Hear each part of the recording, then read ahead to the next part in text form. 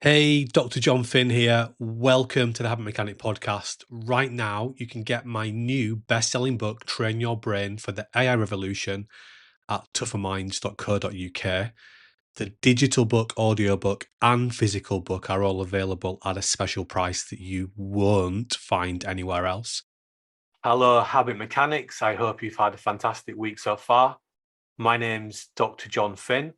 I'm again joined by my friend and colleague, Andrew Whitelam, and we're going to dive into another chapter of the Habit Mechanic book. Andrew, how are you doing?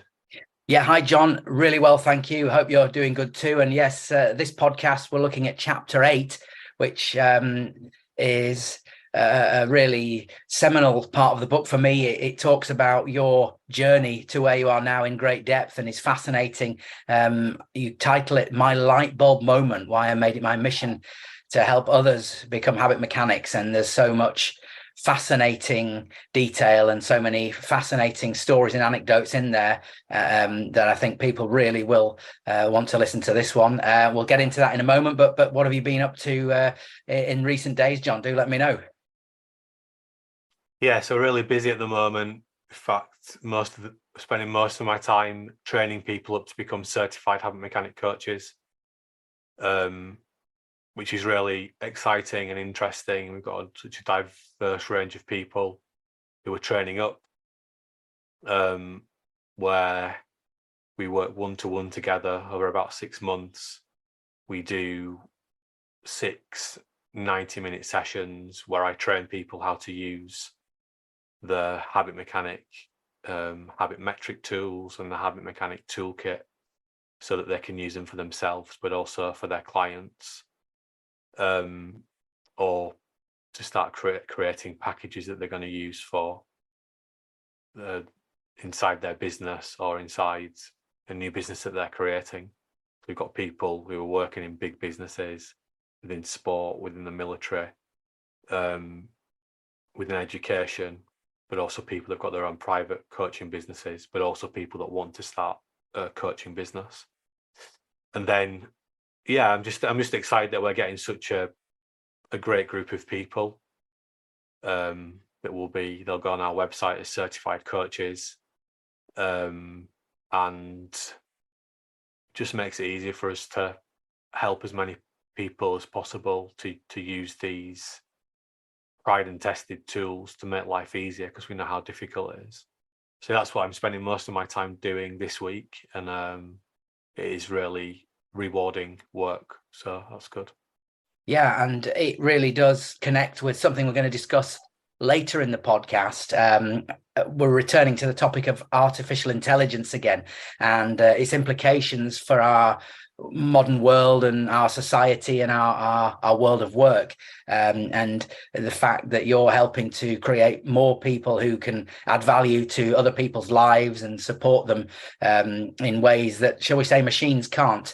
That's perhaps a hint of what we're going to talk about. I think that's so important and so fascinating. So we'll talk about that later in the podcast. We'll also be taking a question, so please do listen out for that. But let's now dive deep into chapter 8, as we said we would, John. Your light bulb moment, as you term it. It's a fascinating sequence. We've talked before about your failure, in inverted commas, on the rugby field, which kick-started a journey for you, and that was the start. That's the start point of this chapter. From there into other sporting endeavors and developing on from that to where we are now. So please do start the story for us, if you would. Yeah, thanks for reminding me about that, Andrew. Yeah, it's a real event that happened in my life. I was always very good at sport. Surprisingly, surprise, because that's pretty much all I did as a kid. I just played sport. So I was good at catching, throwing, running quite quickly. Yeah, and at university, I got selected for the international student team, the training squad.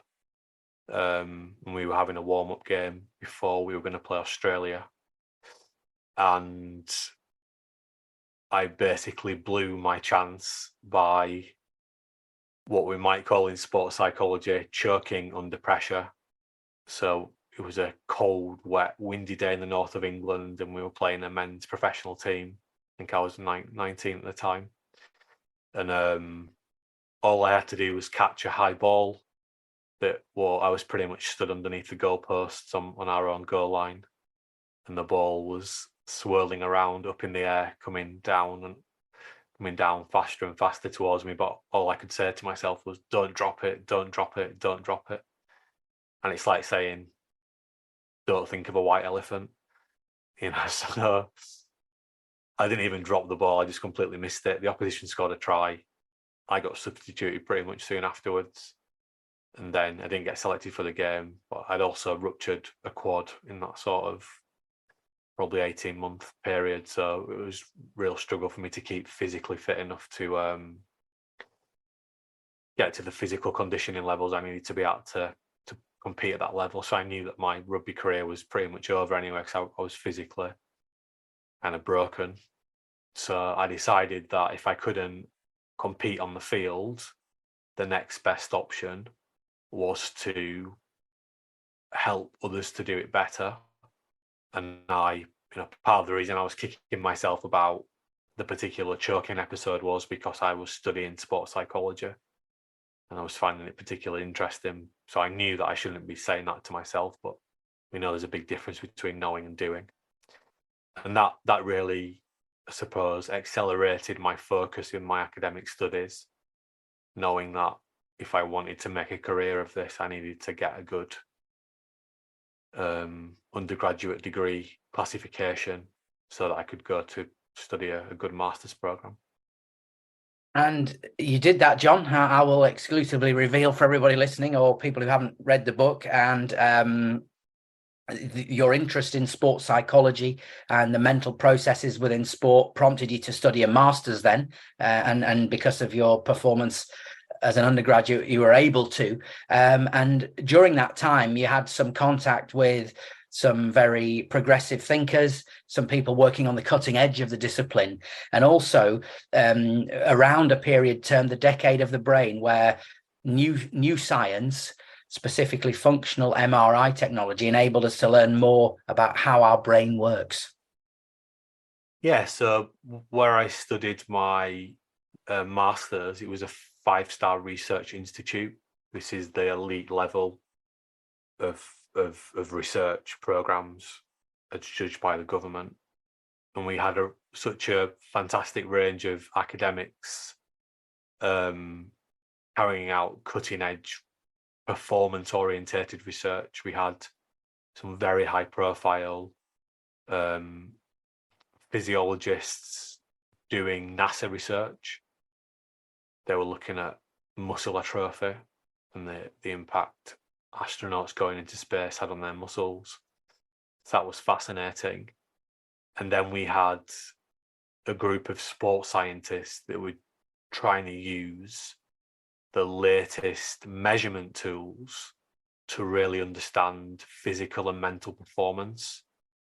So we had the physiologists working with Olympic world champion athletes, the biomechanists doing the same, really digging deep in terms of what was going on inside the body physically. But we also had the psychology group, working in cahoots with those guys. But the psychs were not only looking at the physical impact of performance, pressure, all this stuff had on the body and the brain, but they were also starting to use those new sets of data that were emerging out of the decade of the brain, where we were able for the first time to look inside the human brain in real time using technologies like primarily functional MRI scanners.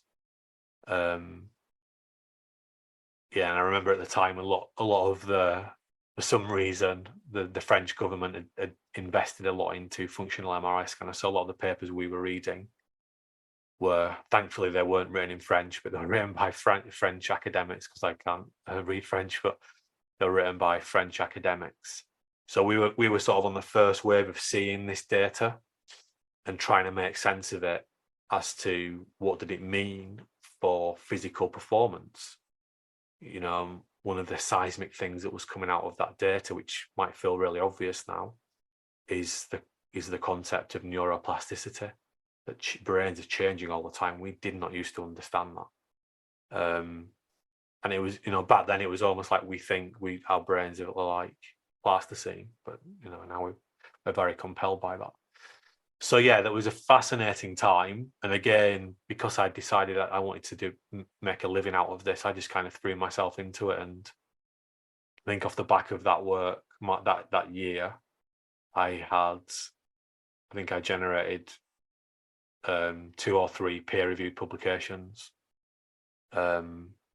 So I was just keen to really throw myself into it. And also because it was an elite sporting university, and there was lots of opportunity to practice applied sports psychology skills, as we would call them there. So not only getting the research, but also able to apply that research. So you can start to use it to help people do better. Yeah. Yeah, thanks, John. The crux of it then, really, I suppose, for people to take away is that you as practitioners were able to see what you've said it in plain English, but I think it's worth re-emphasizing. You're able to see what is happening when people have a thought, when people try to carry out a physical action. You're able to see what's happening in the brain and see patterns and establish the exact process when these things take place. Yes, and you know, brains are very, very complex organisms. Well, I mean, that's an understatement. We know the brain is the most complex organism in the known universe. And we were certainly able to see those things far more precisely than anyone had been able to see them before. So we were trying to make sense of some of those things we were seeing. When you got activity, you know, in the front part of the brain, what did that mean? What did it mean when it was in this lobe? What did it mean was in that lobe? So yeah, trying to get a gist sense of the big focus of my interest was in imagery and what we would call functional equivalence. In the book, I talk about this in chapter 24, Forming Under Pressure, where I talk about the King George, the King's Speech film. It's the King's Speech film, isn't it? People will recognize that. Yeah. I use that example, and I introduced something called the T-TAP model, which is a functional equivalent practice model. So the idea is that when you practice for a real performance, you've got to be activating as many neurons as possible that you're going to need to fire in that physical performance.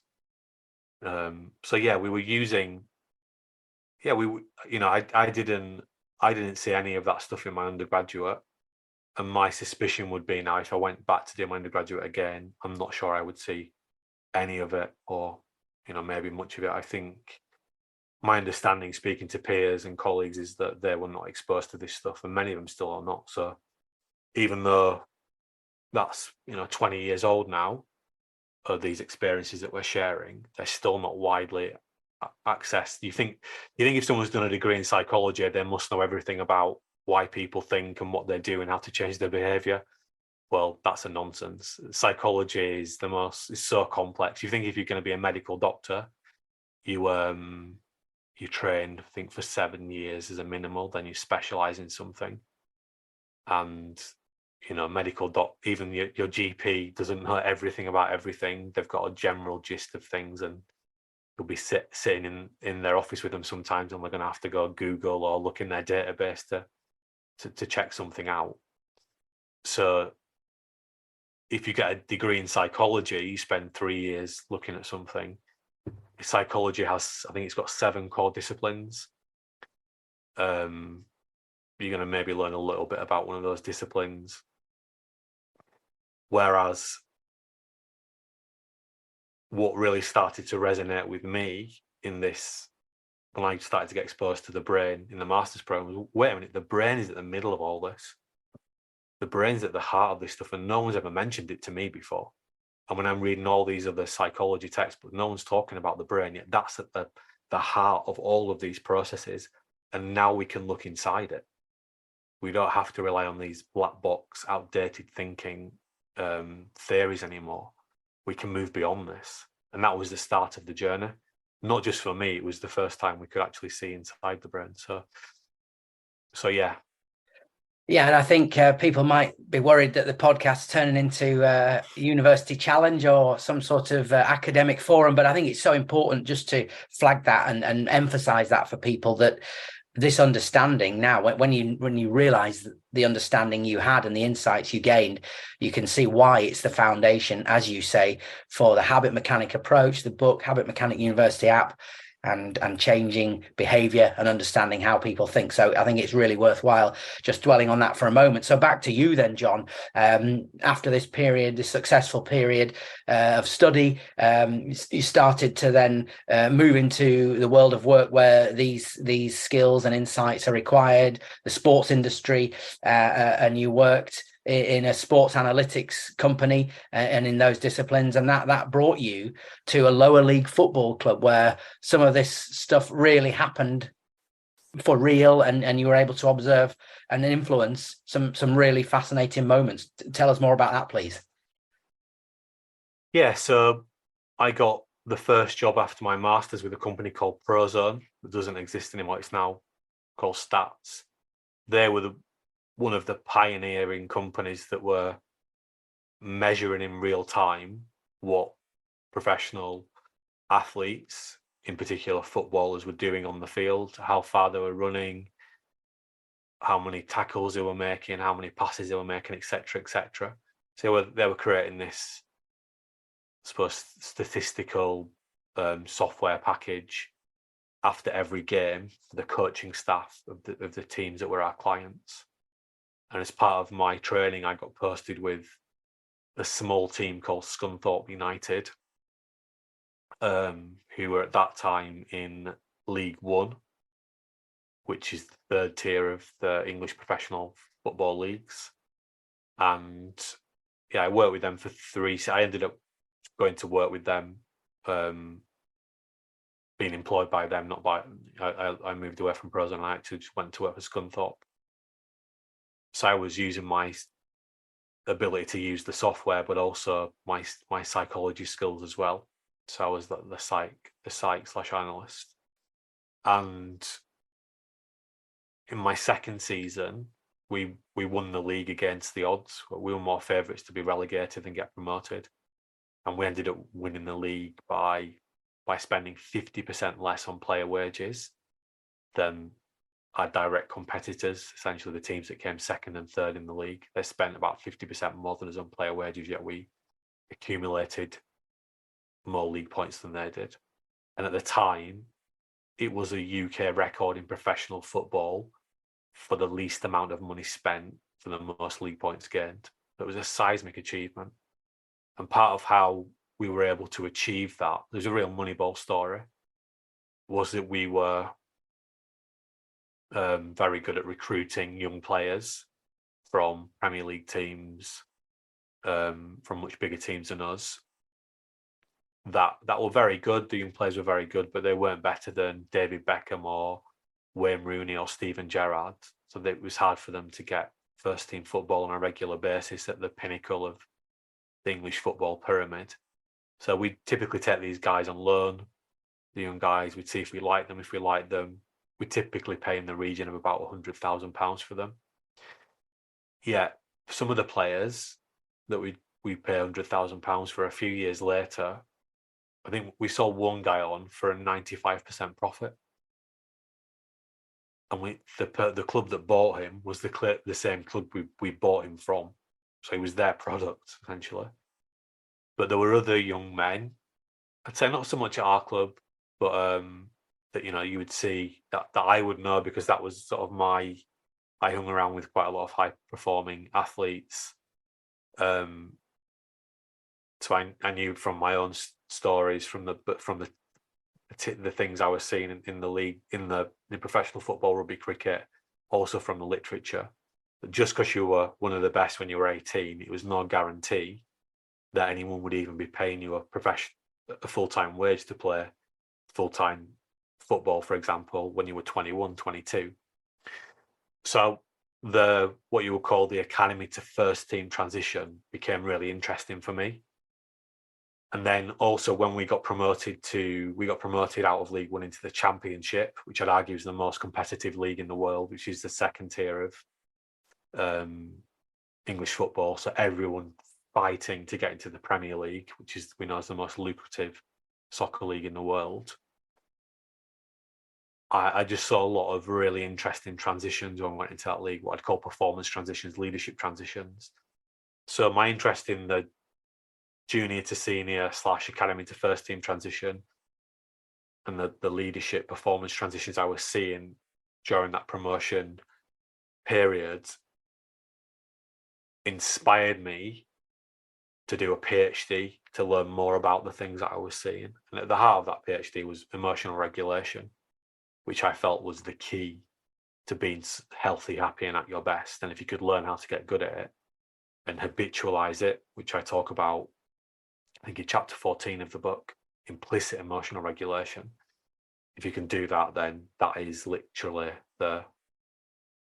it's the key to being healthy, happy, and at your best. Yeah, so I think now people can see that when they're following your story, there's this combination of real world practical experience and seeing things happen for real and having access to these cutting edge and scientific insights about how the brain works and how habits run us. It's clear to see that you are starting now to approach where you are now today with a habit mechanic, although still some way to go. And another step on the journey was in another sporting discipline, specifically professional golf. You worked for the Professional Golfers Association and supported them in an area that I suppose anyone who plays golf will recognize, performing under pressure. Yeah, so without going into too much detail, the Professional Golfers Association, which is the preeminent training organisation for golf coaches in the world, the UK version is the preeminent one. They wanted to introduce sports science into their training program. And part of that was sports psychology, golf psychology. So they asked me, could I help to create that program? And, people who've done sports psychology, read about sports psychology, will be familiar with ideas like imagery and self-talk and triggers, etc. But I thought that's going to be too intangible for the coaches to be able to really use when they're giving a golf lesson. So I thought, how can we make this even easier for them? So I created this thing called the pre-shot training program, which was essentially taking what I understood about how we learn from what I'd learned about how brains work, taking what I'd learned about how we can activate the same neurons in the brain during practice that are going to be activated under pressure. I created this physical toolkit that coaches could use and golfers could use to help them to prepare or to practice, to help them to practice thinking the same thoughts that they were going to be thinking when the pressure came on. So essentially, the pre-shot kit is, and I wrote a few books about this that you can get on, I think they're available on Amazon. You can put it's a pack with big squares that you map out on the floor, and you plan out your thoughts. You plan out what you're going to be saying to yourself, that we now call focus words, and what you're going to be imagining, that we now call focus pictures. So we made it really easy for golf coaches to teach their golfers how to create really psychologically robust pre-shot routines, but also post-shot routines. And then actually we were able to use that same kit in different sports, in different contexts, because it made something that's very intangible, thinking, into something that was really tangible and something real, making it really easy to actually plan and to practice. Yeah, and a clue for people that making the intangible tangible is something we'll come on to later in Jon's story, and as he says, it relates to how we all think, and this is now really I'm sure people will start to recognize that approach when they read the Habit Mechanic book, use the Habit Mechanic University app, or perhaps work with you on your certified Habit Mechanic coach program, Jon. And just one thing very briefly on the golf. I remember once working with you, we were on a golf range with a golf journalist, and you took them through the pre-shot routine using the practical kit, talking about teaching them how to think more helpfully when playing golf, and I think we saw a pretty miraculous, almost instant improvement. And it just struck me that, of course, in the certified habit mechanic coaching programs, you show people how they can improve happiness and performance by 25% over a 90-day period. In other words, a quick effect, a quick benefit, and that happened in the realm of golf. That is, so you would emphasize this quick improvement can take place when you focus on the right thing. Yeah, you can get really quick wins, and then the beauty of our approach is we show you how to habitualize that as well. So yeah, many people this podcast is obviously about the habit mechanic, but we're working through chapter by chapter. Books that are in the market that also have the word habit in the title are often written by journalists. And the backbone of my experience that I'm explaining here, I don't mean to sound boastful or anything, but just that this is why this approach is different, because I'm not a journalist. This is all I've done in my life since I've been a teenager. I've been working on this, putting it together piece by piece, layer by layer, testing and trying as we go along. So the habit mechanic approach didn't just magically appear. It literally is, it's 20 plus years of work to get it to where it is now. And all these pieces of the puzzle that we're talking through in this episode have been absolutely key. And the pre-shot kit was a really important foundational stone in this program. And we got told multiple times, this is the best thing I've ever seen by world-renowned coaches, people who've coached world champion athletes. This is the best thing I've ever seen. And without pre-shot, we definitely wouldn't have the habit mechanic. And that leads on very nicely to the next phase of this story that we're telling, this story about your development and the development of the habit mechanic approach. From elite sport, you then moved into education, but that was because somebody recognized the benefits of these approaches that were being favored in elite sport. Specifically, you worked for a private school developing a very specific program. Yeah, so I worked for the Haberdashers livery company with their Monmouth schools. And yeah, the timing of my PhD finishing coincided with the build-up to the London 2012 Olympic Games. So there was, I suppose, a natural focus on sport and elite sport and the benefits that brings. And there was a person called Sir Colin Moynihan, who was associated with the Haberdashers and a former pupil of the Monmouth schools, also a former, Olympic medalist, former sports minister in the UK government, and at the time he was the chairman of he was one of the senior leaders of the UK Olympic Association, so he was highly involved in the London Olympics. And it's my understanding that he said, in short, I've always benefited from insights from sports psychology across everything I've done in my life. So why wouldn't you teach these skills to young people? And the Haberdashers periodically put up money to bring in what they call teaching fellows, experts into their schools to, I suppose, bring a competitive advantage to the young people they were developing. And they really liked my PhD work. but also the fact that I had things like the pre-shot kit and I can make this stuff really practical. So they said, will you come and work in our schools for a few years? You've got a blank piece of paper. Can you help us to integrate performance psychology into the day-to-day lives of our young people?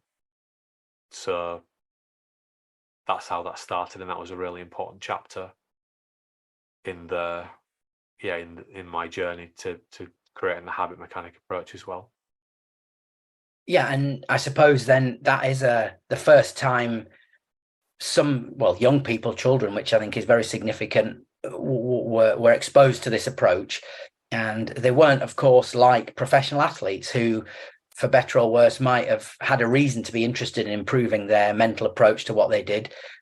Young children, I'm sure, just go with the flow to a certain extent in their education. So you were able to influence them very positively. And just digressing briefly, it's worth pointing out, I think, that in education, this approach really found its feet, that the approach you now have and use in the Habit Mechanic book. And you see academic benefits as well. Academic benefits were seen and continue to be seen by young people who apply these approaches. Yeah, absolutely. So we've got really well refined and tried and tested. Well, we have an entire curriculum. We call it the Me Power Academy School Success Program. And in fact, yesterday I actually sent out, I made some of those resources from that curriculum freely available on our website, because I know revision's a hot topic at the minute as exams are rapidly approaching.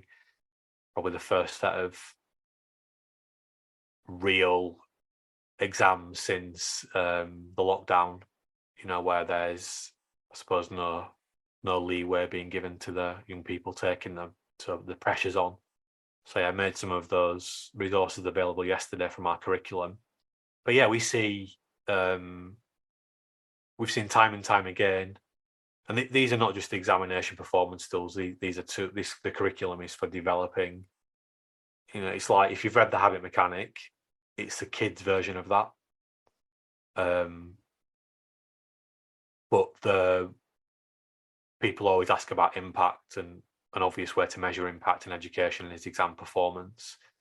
So we've seen time and time again that if you take, for example, GCSE students, just after their mock GCSE exams, which kids typically do before or after Christmas, they give a baseline measurement for where everyone's at.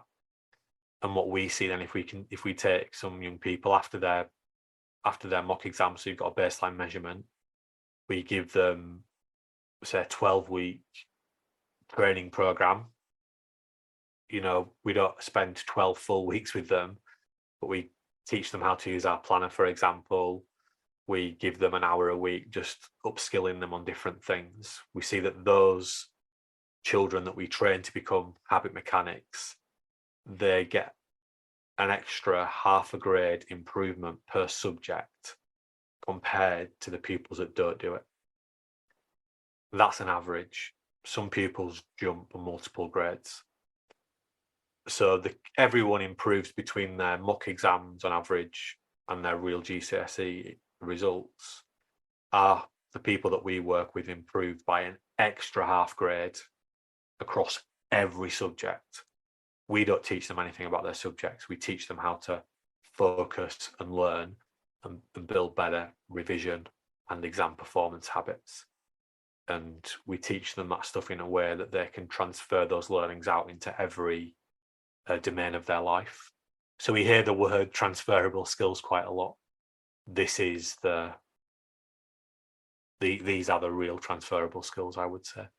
Learning how to analyze your habits, learning how to build better habits are the most important transferable skills that anyone can teach us. And that's what we teach young people, and it's hugely impactful. Yeah, and it links us in very nicely to something else we're going to talk about in the final half of the podcast, and our discussion about the rapid development of artificial intelligence and the concerns and issues and debates around that. Stay with us for that. It's going to be fascinating. So back to your story then, Jon. We can see now approaching full speed, metaphorically, then on your journey. And through this experience in elite sport, in education, developing your approach with the insights you had at your fingertips, you arrived at something which I don't think you coined it at the time, but later in the process of putting the Habit Mechanic book together, you called it the Habit Mechanic Manifesto. You arrived at this insight about the pivotal nature of our brains and the pivotal nature of habits. Yeah, so the Habit Mechanic Manifesto, if you go into the app, which is free to download, free to use, this is labeled as our mission in there. So yeah, pulling it all together, Habit Mechanic Manifesto. I am a habit mechanic.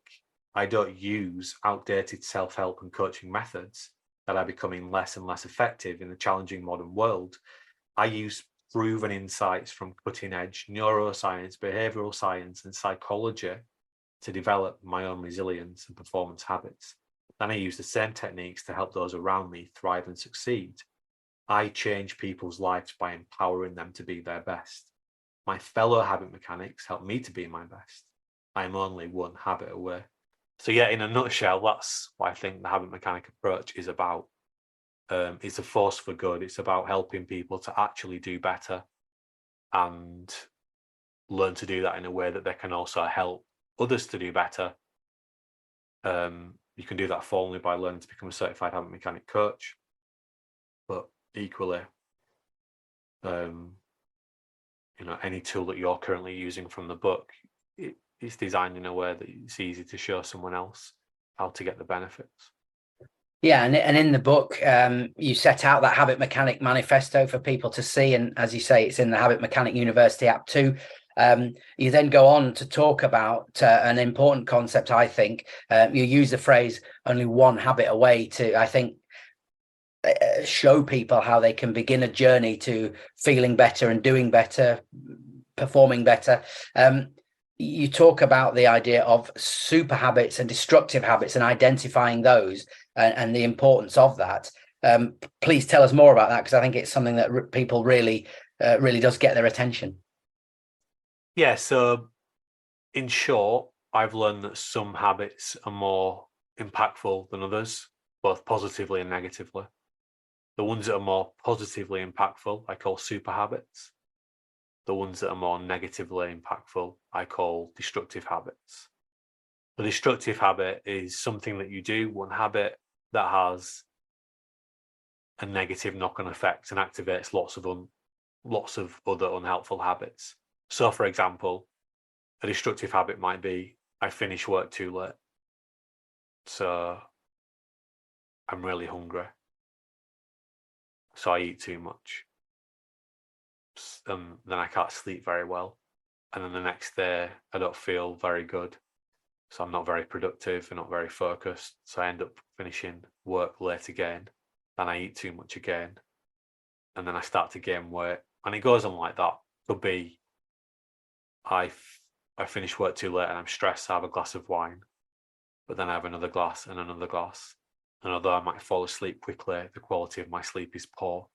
Then the next day I'm not focused, I'm not productive because my brain's not had the chance to clear out all the unhelpful things that have built up in it during the stress responses, and therefore at the end of the day I'm stressed again and I have another glass of wine, and it goes on like that. So that's an example of some destructive habits. Super habits are one habit you've got that activates lots of other helpful habits. So for example, on work days, the first thing I do is I go for a run. That's a super habit, because by going for a run, it means that, well, I get my I start my calorie count for the day.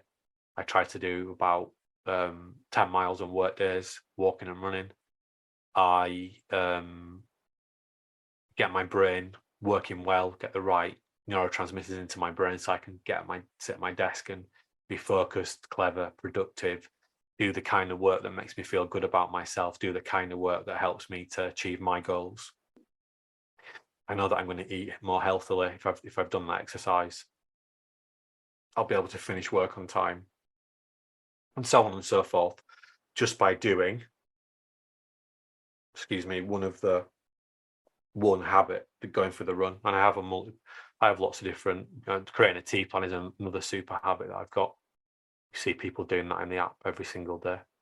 So yeah, so super habits and destructive habits, and essentially that's what the habit mechanic approach is all about. It's a program to help you to find your destructive habits and destroy them, and also uncover your super habits, consolidate the ones that you've got, and build more. And people might think, wow, the way you've explained it, I can see how habitual, innocuous behavior that might not even be noticed can have such a profound negative or positive effect on our lives and our well-being. I think that's a sobering insight for people. But I also think it's worth stressing that in your approach, you're making it simple and practical for people to start the journey of identifying these things and changing them if they want to. Yeah, so it's no good just knowing about super habits and destructive habits. You need the tools to help you to uncover yours and then build new habits. And that's what the habit mechanic program, which is in the book, is all about. So we start with the habit metric tools to allow us to analyze our habits. And then we use the habit mechanic toolkit to allow us to build better habits, always using a habit building plan to allow us to activate the 9 action factors to give us the best chance of actually getting rid of the neurons that are not helping us to be at our best and replacing them with neurons that will help us to be at our best. Yeah, and normally on this podcast, John, we save the questions to the end, but I think what we're talking about is a great time to bring the question we've had in. And this question comes from David. Won't use your second name, David, but thanks for your contribution. And just a reminder, please do keep your questions coming in. We'll endeavour to answer them on the podcast. Submit your questions via the website, tougherminds.co.uk, or on social media if you want. And David asks, actually, he has read the Habit Mechanic book to some extent, or he's certainly come into contact with the ideas by the sound of it. He asks, it's talking about super habits and destructive habits. Will I discover more super habits and destructive habits, David asks, as I continue using the habit mechanic approach and continue on my journey with Tougher Minds, or will I just identify some and know more? Is it a fixed process, or might I uncover more of these super habits and destructive habits as I go on? Yeah, you will, because your life is changing and the rules are changing all the time, so the injection of this human-like artificial intelligence will mean that some of the things that are currently helpful for us to do, we won't need to do those things anymore. We can use that time to do something else. But yeah, absolutely. And also, you might create some good habits, but then you go on holiday, something happens in your life and those habits, they disappear. So then you need to re-establish them. Like one of the things, for example, I've just been away for a week, and one of the things I reflected on was, so I'd built previously a really good habit of not checking the news in the week, which some people think that's really extreme, but I've just found that that's not helpful for me to keep checking the news when often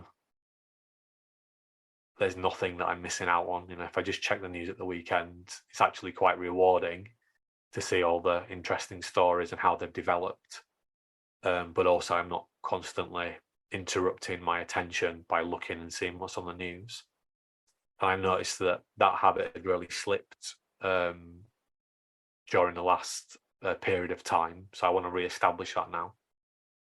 So I haven't actually checked the news this week so far. I've listened to, there's certain podcasts I listen to, news podcasts and things that give me business news or whatever, but I'm not going and actively looking at newspapers or news websites.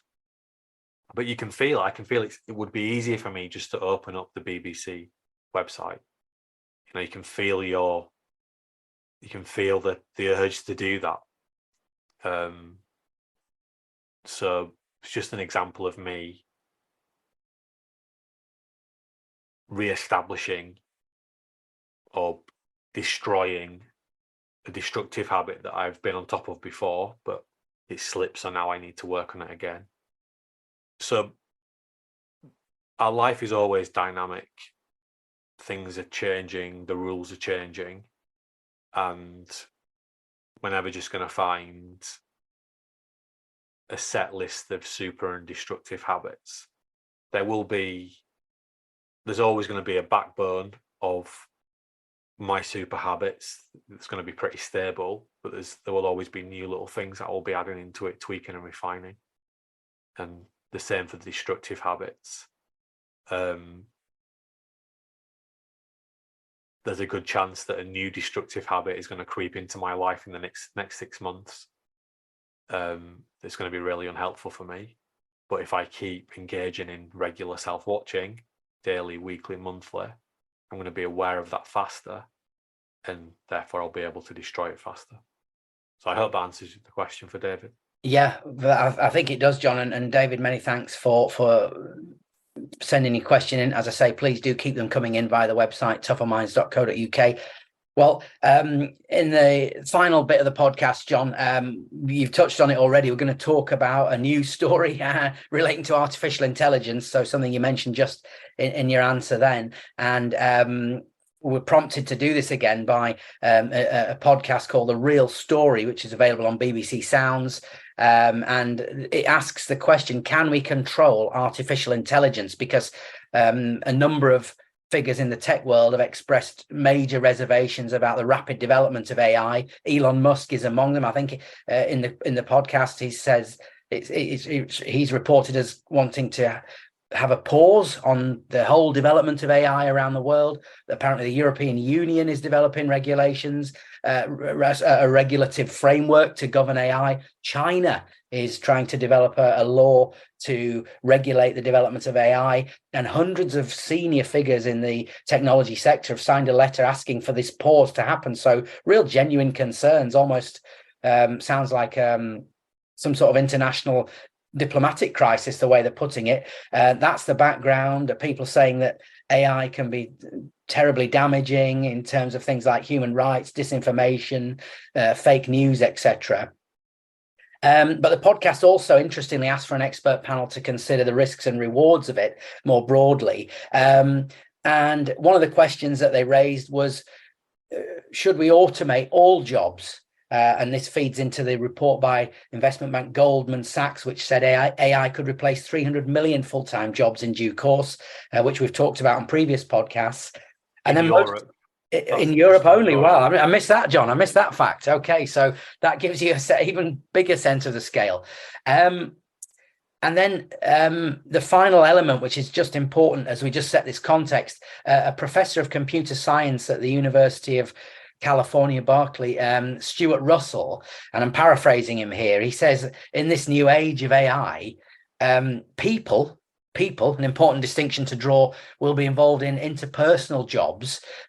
Machines will do the routine tasks. And he says, and I think this is so timely, given it comes a few months after the publication of The Habit Mechanic, that the job of helping people to be healthier, happier, and perform better, adding value to people's lives, won't be regarded as, I think he uses an American word, woo-woo, i.e.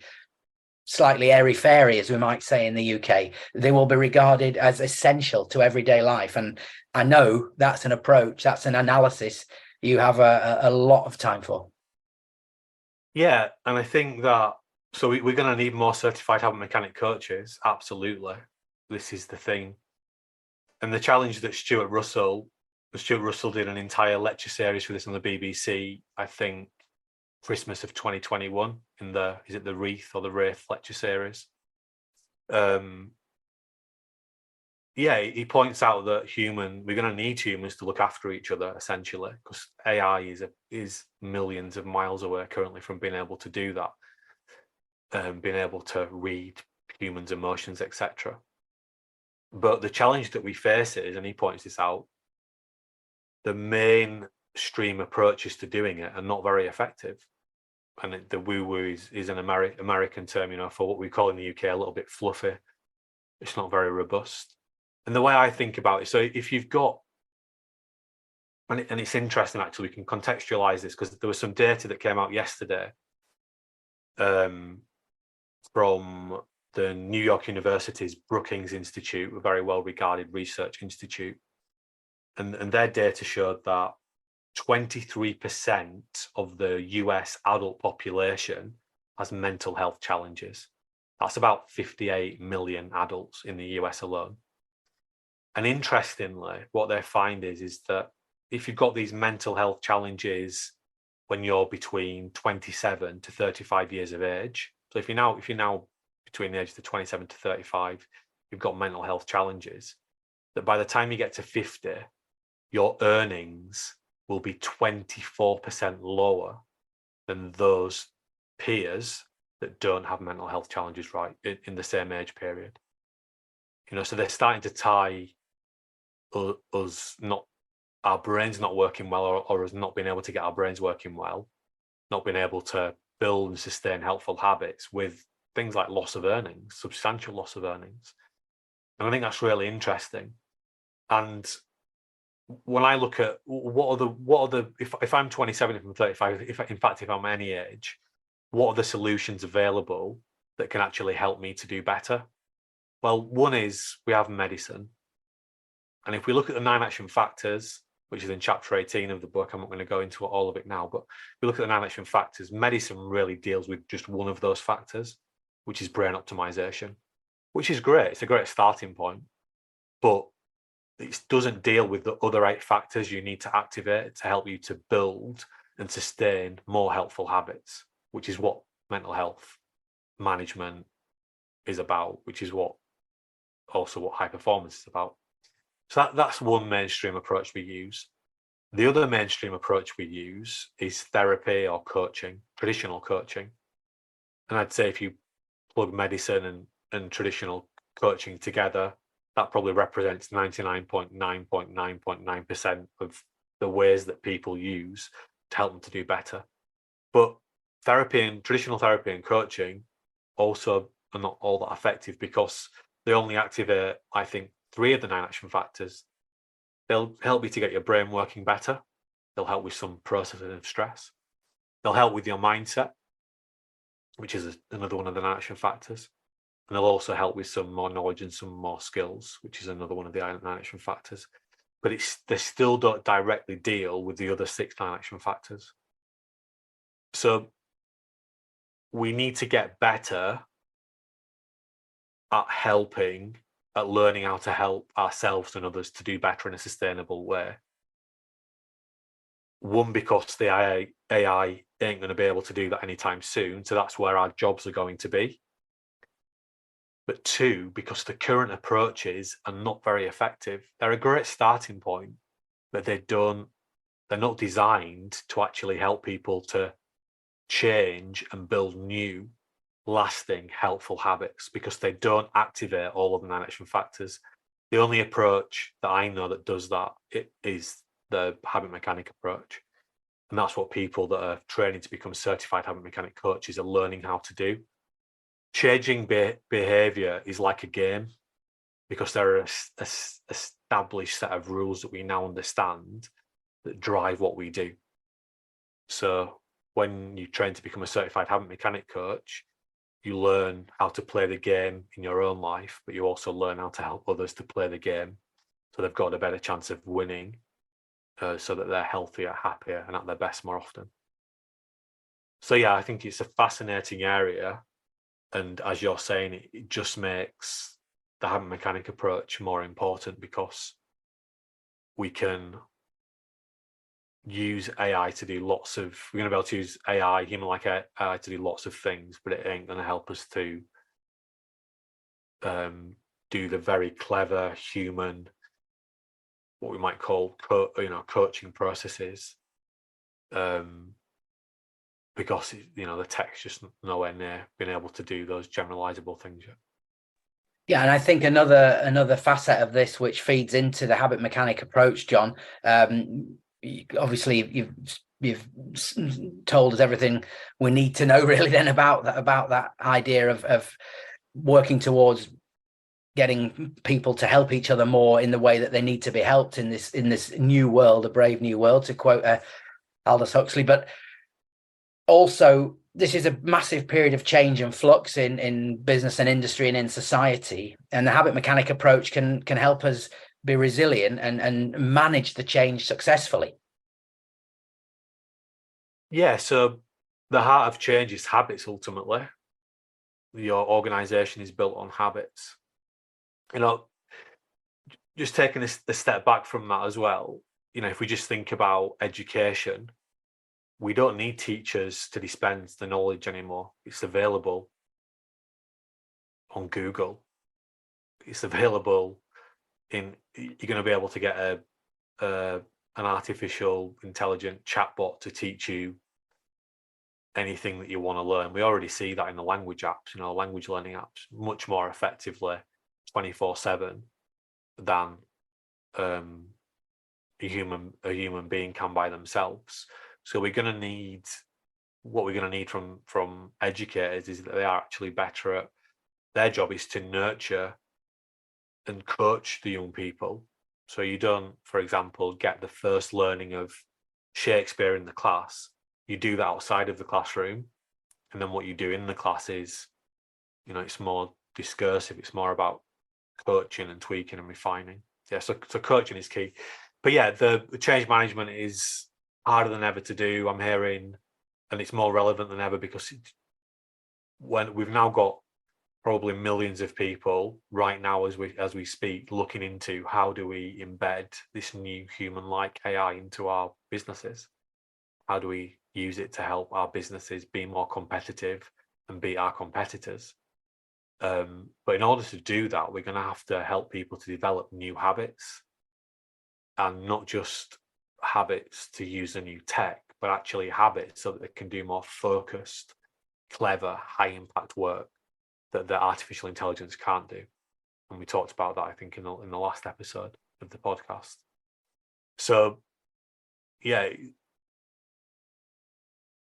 habits are more important than ever before because we have to get better at understanding the positives and negatives our own habits bring to our own lives, the positives and negatives our people's habits bring to the culture of our organizations. And then we have to help people to actually build new, sustainable, long-lasting habits. And again, the habit mechanic is the only approach I know that does that. Yeah, well, certainly, as you say, we've discussed it before, and I'm sure we'll be discussing it again because the development of artificial intelligence will no doubt be in the headlines and affecting our lives and our work, well, in many different ways for many years to come. You talked about working with businesses there, and as we come to the end of the podcast, Jon, I just wanted to ask you a little bit actually about the keynotes you've been doing. I know you've been out and about working with a new agency to promote your keynote services as well. We were talking in previous podcasts about some of the others you've been reaching agreement with to work with and help people access your keynotes in the world of business and sport and education. And great news, the VBQ agency, I think, is the latest one. Your keynote, obviously something that you've developed this year, the habit mechanic keynote. Again, we've talked about a quick win, and in that you're saying that you can help people to develop their happiness and performance by at least 16% in 90 minutes. What can people expect from a habit mechanic keynote if they have the fortune to experience one? Yeah, well, very quickly you're going to be able to analyze learn how your brain works, analyze your own habits there and then be equipped with the tools that will allow you to build better habits in whichever area you want. So many keynotes are just someone telling a story, something that's interesting, that might hopefully be inspirational. This goes beyond that. You will be inspired, I think, by your own abilities that are locked away inside you, and the fact that you can learn to unlock them, but actually will help you to analyze yourself and start to build, give you the toolkit to start building better habits. So we know people are time poor. And that's why we designed very deliberately Habit Mechanic Keynote to have such high impact in such a short space of time. You can check out details on our website. And yeah, if people are interested in booking a keynote for their team, for their organization, and just get in touch and we can have a conversation. Yeah, and I think and something else just worth mentioning, anyone who does just speak to you about a keynote, that they also can discuss the opportunity to get a signed copy of the Habit Mechanic book and free access to the Habit Mechanic University app too. So something to take away with you from that experience. Yeah, so you get the toolkit. You don't just, the main thing I hear about people's experiences of keynotes is, well, that was really interesting, but I put the notes in a drawer and I never used them again. We need to move beyond that now, because people need help to do better. And what that means is they need help to understand their own habits and build new habits. So we give you the toolkit to be able to do that, which when you plug the app and the book together, it's a very, very powerful toolkit. Well, thanks for that, Jon. And yeah, you can find out more on the Tougher Minds website, tougherminds.co.uk, and you'll see Keynote in the top menu there. Well, Jon, thanks so much for your time again. Absolutely fascinating to hear your story of how you started and how you arrived at where we are today with a Habit Mechanic book, an Amazon bestseller, and the Habit Mechanic University app, and your certification programs so people can become habit mechanic coaches, and your keynotes and services, and also what's offered to education as well. So it's been fascinating to talk and dive deep into chapter 8 of the book. Thanks for your time. We'll be back with another podcast soon, so please do like us on the platform you get your podcast from. Leave a review if you can. 5-star one would be great, and subscribe as well so you don't miss out when we release a new episode of this Habit Mechanic podcast. Yeah, thanks again, Jon. Anything you'd like to say in closing? Just thank you to you, Andrew. Thank you to everyone for listening. And remember, you're only ever one habit away. Thanks for listening to the Habit Mechanic podcast. If you liked it, please subscribe and tell someone else about one of the ideas or insights that you found most interesting.